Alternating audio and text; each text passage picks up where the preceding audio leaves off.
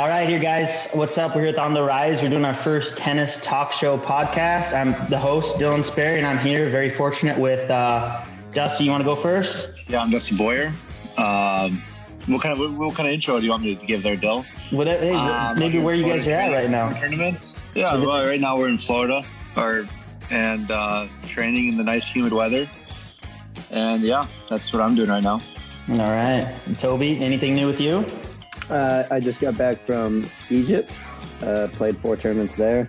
So now we're back in Florida, getting ready to, looks like we're going to play Israel and then Greece. Got probably play 4 to 6 tournaments there before coming back for the rest for the summer. Awesome. So today the big theme is developing a tennis player. But before we get into that, I figured we'd start out with talking about when we all kind of started playing tennis. So Toby, you want to lead this one off? When did you start?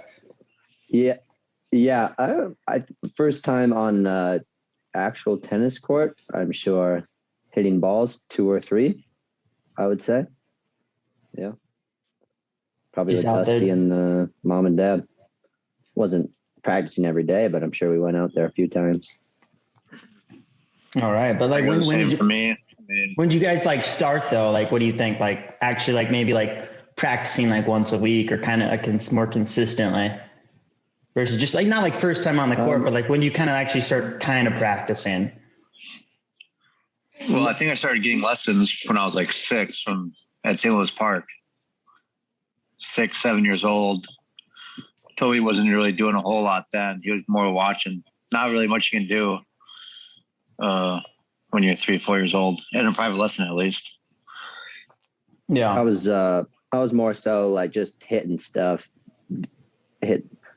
playing little baseball, hitting a ball once in a while with the racket. Probably my mom and dad just tossing me stuff when I'm like 3 or 4, just hitting anything I could hit, running, catching, throwing. All right. I don't remember that too well. But first tournament, and coordination. Yeah, first tournament I was 7, or maybe 6. I was 7, I think, and I know that for sure. Dang, Dusty, when was your first tournament? How old were you?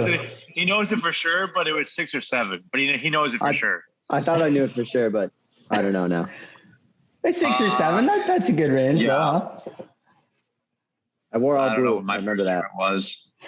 I was probably older because I think he played Little Mo, and I don't think I might have played it 1 year, but maybe 9 or 10 or something. I don't remember playing tournaments when I was that little, 8 or 9 or 10. Not for sure though. Got it. I was a little different. I started in 7th grade when I picked up the stick and got out there in C squad. And my big memory was, you guys were never on C squad. So, but me, I was on C squad, and we, whenever the bus drove by, we sent a bunch of balls, yelled code red, and sent a bunch of balls at the bus. Then we had to run laps, but that was my first memory. Yeah, Southwest courts. Those are my first memories of practicing tennis. 4 solid courts. Oh yeah. Send balls to the buses every day. Everyone starts somewhere, Del. Yep. What'd you say? Court's still up. Do you know? I think they are, but I don't think Forest Lake has a C squad anymore. I don't think there's enough boys out there. So who knows? Tough. All right. Hey, but we'll get things rolling here. The topic today is developing a high-level tennis player. And I think we're going to define that kind of as like, if you're playing like solid D3 tennis or any D1 sort of tennis. So we're looking at UTR ranges of about 8 for girls and maybe like 10 for guys and above, somewhere around that range. But guys, like, what do you think is the most important part about developing a high-level tennis player? Dust, you got it first? Yeah, one of the most important things is not have too big of a weakness, especially at that level, because it's pretty easy to expose it. And if you have a really big weakness, they can just keep going there, and you just gotta work on kind of everything. You don't want to play just one way. Practice a bunch of different game styles so that if you're playing someone who's beating you in that you can mix it up and change it a little bit. All right. Yeah. So you're I'd say. oh, yep. No, go for it, Dill. Oh, I was just gonna kind of jump on off of that. So you're saying, like, I know a lot of people are like, hey, work on your strength, work on your strength, work on your strength. A lot of times is a big thing, but you're saying once you get to a certain level, like, you obviously can't have a glaring weakness because it's just gonna get picked on, and you're never really gonna be able to keep your strength, using your strength all the time. Yeah, usually it's pretty normal at all levels. Once in a while, you'll see guys that can't hit backhands very well or have a weak serve, but it's a lot tougher. You don't see it as often. Most of the guys at the top are pretty good at everything. They usually have a better side, and then the other side's just steady, not a complete weakness where they can get exposed. But it applies to all levels. Right. So, yeah, cool. I think Toby, so what do you think? I think once you get to a certain level, when you are at that level of, let's say 7, 8 for girls, 10, 11 for guys, that's kind of a lot of people that do get to that level top out at that level, but which is a very good level. I think you kind of have, at a certain point, you kind of have to sell out on your strengths. You can't, once you get to that level, I guess it's debatable, but I think you kind of have to just, at that point, once you've reached that good level, you should know what you are good at. And then it's tough to get, you're good, you're naturally good at it. So you can just keep getting better at it. I would say that was kind of off topic, but just thought of it. But you're kind of saying just, hey, keep working on your strengths and really, really improve those. And, once you get to maybe your backhand's like kind of steady. Oh yeah. Once your backhand's kind of steady and you're at like a higher level, then just really start working on like whatever your forehand or like your inside out forehand or whatever your strength really is. Yeah, exactly. I would say. But you need to be on everything when getting to that level. You have to, be solid all around. That was one jump ahead of what I said, basically. Yeah, so kind of like what Dusty, you were talking about, kind of like maybe like getting up. That was the first step before getting to that level. And then what he said was basically the second step is sharpen the sword just a little bit more, make that strength I got stronger. You. I just thought of it, so I just wanted to say it. He just jumped ahead a little bit. Sorry. Hey, it works out good.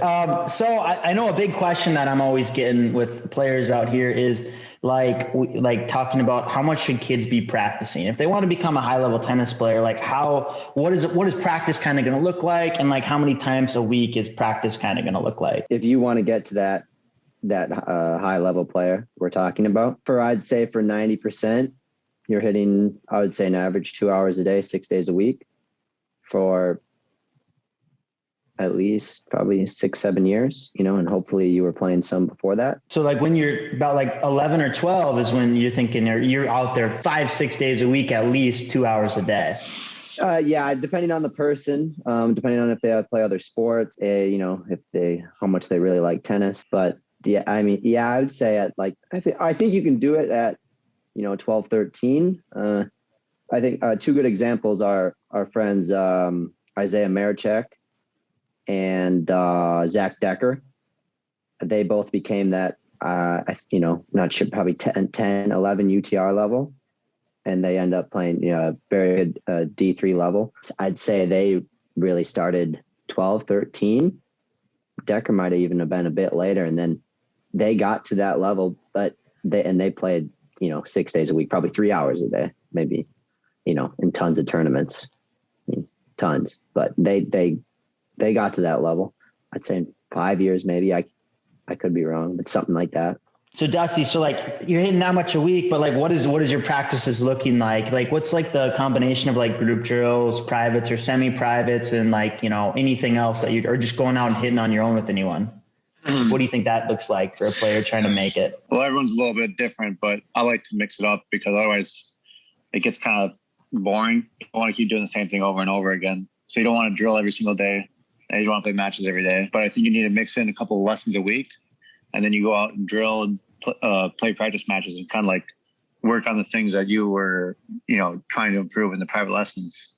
Because without any guidance, it's really tough to know what to work on because you can't really notice things as easy when you're doing everything on your own or like when you're playing with someone. Yeah.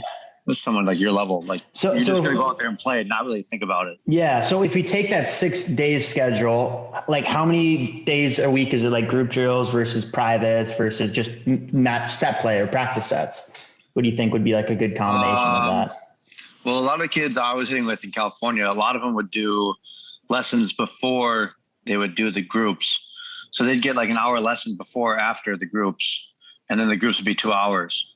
So they'd either hit an hour with the coach before and then work on those things during the group, or they'd play the group and then whatever they needed to work on from the group, they'd do the lesson afterwards. So they're doing about, How many days a week? 3 hours a day. Lessons? Privates to group drills. So you're kind of saying they were doing like 2 privates a week and then 4 groups a week? No, I mean, these kids, this is like a high level academy out there. They do groups 6 days a week. Oh, so group 6 days a week. And then on top of that, 2 or 3 privates a week or semi-privates. Yeah. Because I mean, in the groups, there's like, so that they get some coaching, but it's not as much as it would be if they just did a private lesson. Because they have so many kids, but they're getting good game play in, match play in, because they're drilling or whatever, playing practice sets against these other good kids. But it's easier to work on things when it's just you and one other coach. So a lot of them would do that. So, but that's like a very extreme example, right? Like kids doing 2 to 3 privates a week. Girls, 13 UTR boys are going to be. These kids are so they're like to play Division I tennis or pro tennis. A lot of them are they're playing at USC, UCLA.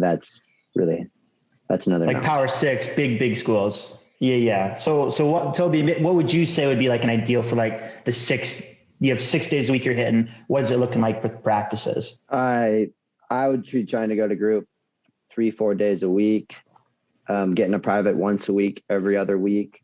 And I mean, ideally you're getting privates like, a couple times a week, but if that's not realistic, just money wise for most people. If you're in, California, Florida, and fully invested in tennis like that, you got a nice backing with money to do all that. And, but so like, if you're not able to do that, you got to, maybe see if you got your mom or your dad has free time, or just anyone, brother, sister, teammate, kind of like you used to do with your, just have them feed you balls of that thing. Maybe your coach told you in group or in the private, and, do that as much as you can. I mean, do it on the wall, feed yourself balls on the wall, because getting that amount of privates is, especially down in Cal, that's what, $300 extra bucks a week, probably more. So like, that's not realistic for most families. Gotcha. I guess there's always things you can kind of be working on your own, but like Dusty said earlier, you need some sort of guidance from a coach so you have a better understanding of what you need to develop. Yeah, you almost have to. Yeah, I would say another huge thing that I get asked about all the time is like playing multiple sports. I know tennis is always it's a very tough sport to be doing multiple sports at the same time if you're trying to become a high level tennis player. But it is also super important when kids are younger. They have to be playing multiple sports to get all that different athleticism in there as well. What do you guys think is like the ideal time to like drop down from either 3 to 2 sports or 2 to 1 sports for tennis players? Trying to get to that level we've been talking about. Yeah. So like whatever age, you can go with whatever age kids are doing, how many sports. And then when they have to drop from maybe 3 sports to 2, and when they have to go from 2 to that 1, just 2 to just tennis. I would say if you're a really good athlete and you've been playing tennis since you've been playing tennis and let's say basketball since you were 5 or 6, you're very good at both. You can be a 10 UTR level for a male, playing both, all the way to college. I'm sure there's people who have done it, or could have done it with maybe a different sport, soccer or something, in like the MIAC. But that's pretty rare. Really good athletes, they've started when they're really young. So I would say you kind of gotta, once high school hits freshman year, kind of have to be narrowing it down. To 1 sport, you're saying? Yeah, especially if they started when they're 12, 13, to get to that 10, 11 UTR for a guy. UTR, you have to. If you didn't start when you were 5 and already have, all those reps all the time on court, you gotta catch up. You can catch up, but you probably have to narrow it down to 1 sport. It kind of depends on where you start, I guess. Start young. Start young. Get out on the court when you're what, 6 years old, 6 or 7 years old. Yeah. Start throwing, catching, hitting 2 or 3. Yeah. Why not? It's fun. It's the best time ever. I barely remember it, but I loved hitting the ball around the house, around the whatever. The earlier, the better, huh? Yeah, for real. I actually got a quick thing on, Dusty was talking about those kids in California that do all that. How many are, cause I mean, almost all the kids like we have and stuff are going full-time public school, 8 a.m. to 1:30 or whatever they do. In California are how many of them are in public school full-time doing all that tennis? Less than half. Oh yeah. But so most of those kids, they're either homeschooled or they're doing like half public school, half online, correct? Yeah. Most of those kids are doing online school. Just so people know cause if say you are from Minnesota, you were able to do 2-3 lessons a week. You're able to go to group 5-6 days a week. You're able to do all that and you go to public school. So you're looking at some big sacrifices in whatever other social, other sports, maybe other, you could be into music or whatever. You're looking at some sacrifice because after school's done, you're out of school, whatever, 1:30, 2:30, you're on your way to your private, then you have group after, then you get home, it's dinner time. And then you got a few hours of homework. You're on repeat. Just so, yeah. Yeah. It's a lot of the sacrifice. Definitely a lot of time. So those kids are our advantage for sure. Cause I think something that was, interesting with you two guys is that, cause Toby, you played 2 sports all the way up until you were 11th grade, correct? Yep. My junior year, I played basketball. Dusty, you played all the way up to 9th grade, 8th grade? 8th, I think. They didn't let me play baseball and tennis at the same time. The baseball, no, that was in 7th grade.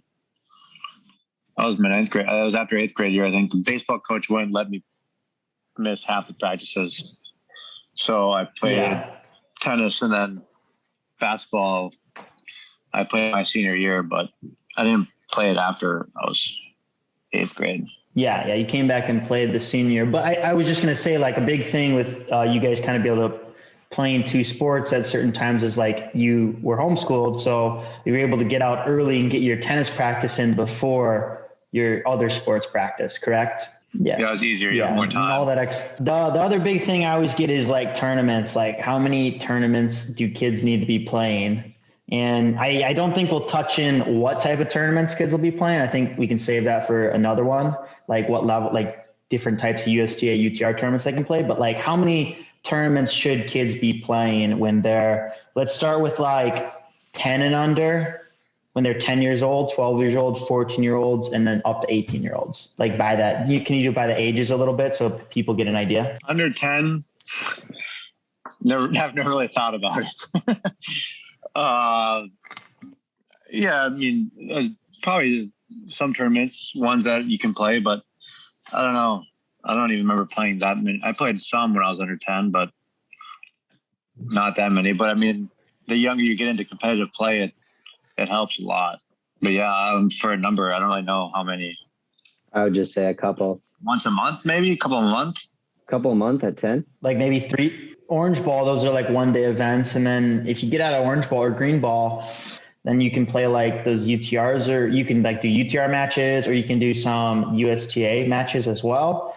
So like a 10-year-old, maybe like a 9 or 10-year-old, they're playing you guys like 3 tournaments a year to 5 tournaments a year. It's just a one-day tournament?